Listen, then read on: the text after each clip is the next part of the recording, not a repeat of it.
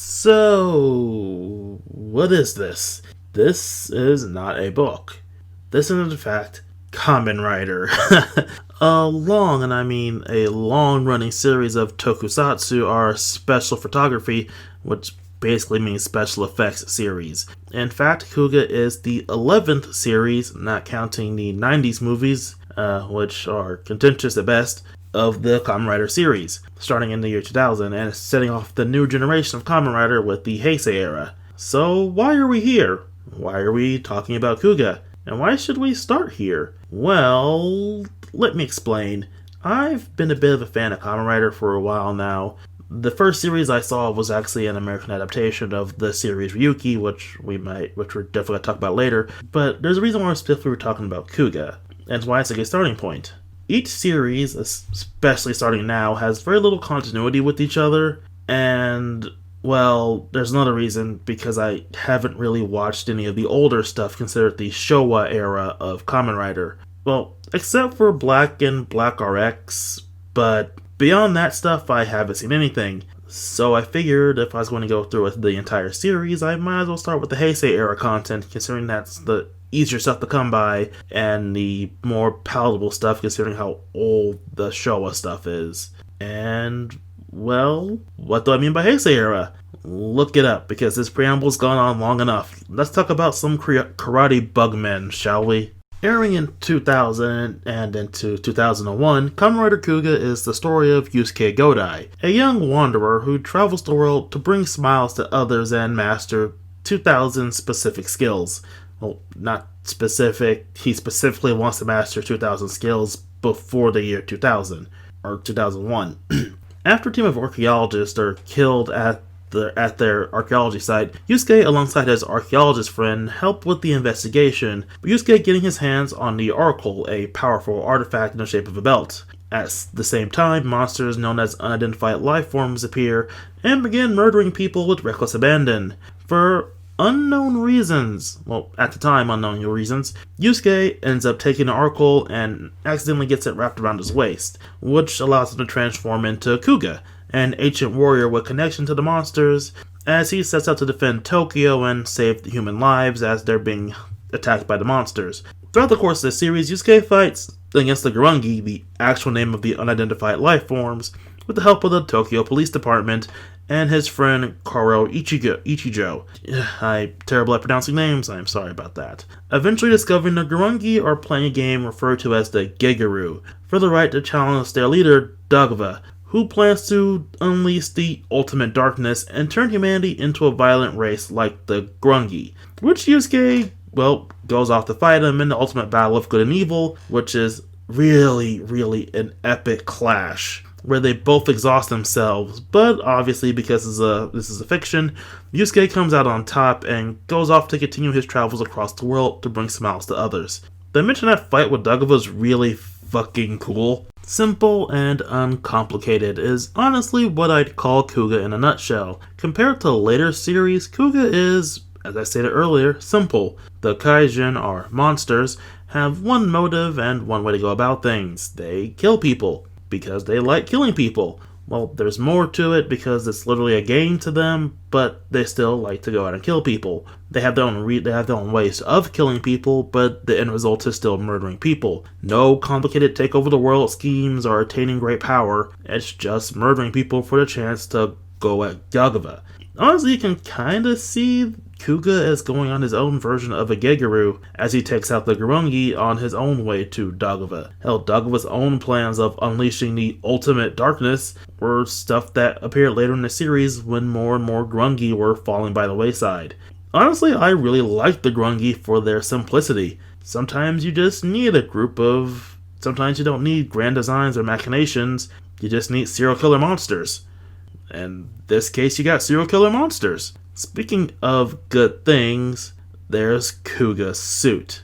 I really call it perfect. There's a reason this suit is iconic, and I'm not even gonna talk about the different forms because I really like this main form. I am a sucker for red suits, I can't help it, okay? The Kuuga suit just works in all the right ways, and again, I'm not going over the Kuuga forms, but Kuuga's final form, at least the one shown in this series, because it's another form that we'll talk about maybe, is still perfect. In fact, Kuuga would start the trend of giving riders different forms throughout the course of the series, which really wasn't a Showa concept, except for Black RX, which kind of started the whole different form thing, because Black RX is really cool that way. It seems kind of obvious in hindsight, considering how much of this stuff is, well, meant for kids' toys, but I guess maybe the suit production wasn't as well off as it was in today's society, or they didn't have much of a budget for it. Considering how many times they had to make monster suits, I doubt they want to make that many rider suits. Now, while I do call this series simple, Kuuga sets the standard for the Heisei era. From what little I've seen of the Showa era, the series are more generally episodic, with various villain plots and machinations along the way, while the hero slowly makes their way towards stopping the villain's overall goal. But for the most part, the stories are episodic. Kuuga and following subsequent series try to be a bit more serialized. There are still various episodic points here and there, but for sometimes there's an overarching story, in which case the story of Kuuga is the overarching story of Kuuga, as Yusuke Godai learns to control the power of Kuuga and learns the dangers of power for power's sake, as well as the overarching mystery of the Grungi. Basically, this pushes the show well into the realm of J-dramas, which Kamen Rider sets in relatively well in today. Yeah, the previous series had their dramatic bits, but this one feels more like a drama, especially at certain points, at least with a stronger push in their direction.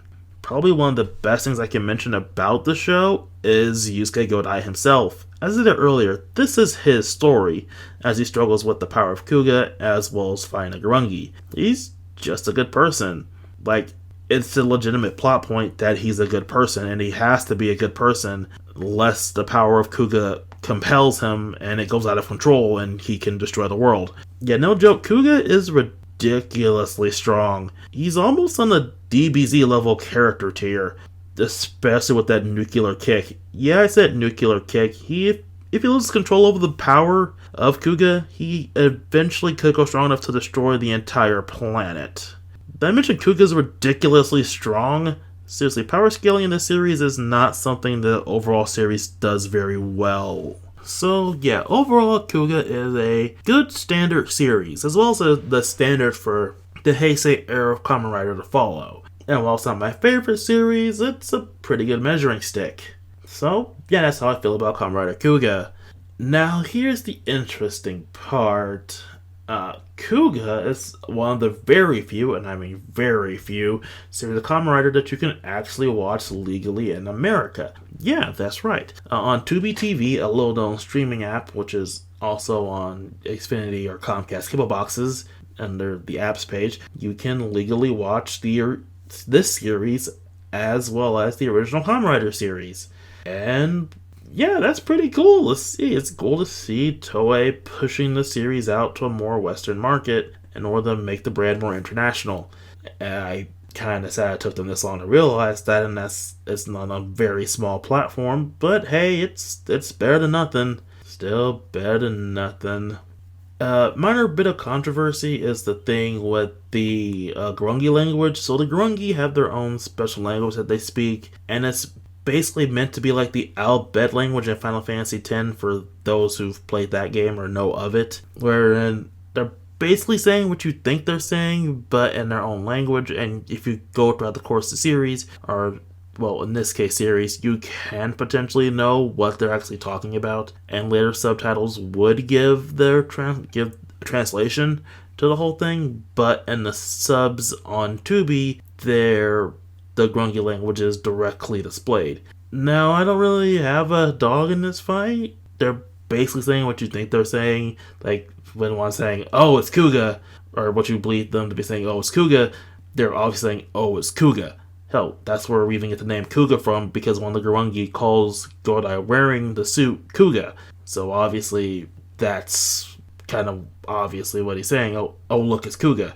So I don't have a dog in this fight, but I can somewhat see where the people who feel that translating it or not giving people an option to not see it to see it not translated is kind of a dumb thing, but you know, it's just the thing. Anyway, next time, at least next time we'll only get the Kamen Rider, it'll be time to slog through Agito, which should tell you about my opinion on Agito. Spoiler alert, it's not very favorable. Anyway, that's it for this video. Links are in the description. Do what you do and have yourselves a nice day or night whenever you're watching this, if anyone's watching this.